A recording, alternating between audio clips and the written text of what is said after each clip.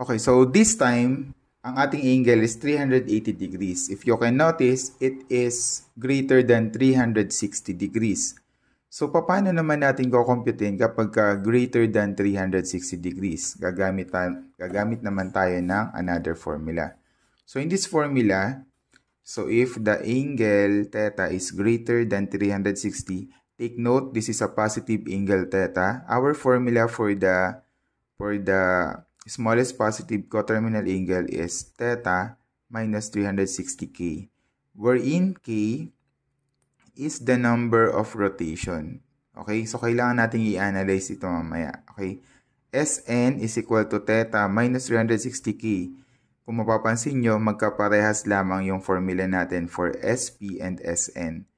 Doon papasok yung ating pag-analyze. Kailangan natin i-analyze. Okay, so lagay lang natin dito yan.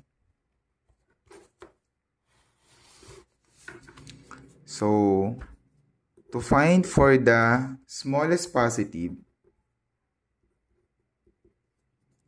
our formula is theta minus 360k. Okay. Take note that if it is smallest positive, kailangan positive yung angle na yon. So, anong value ng k yung ilalagay natin para ang matitirang answer is a positive number? So, substitute natin. That's 380 minus, okay, kung 360 siya, kung 380 minus 360 times what number? Okay? Kung 360 lang ito, kung 1 yung ilalagay natin dito, so that will be 360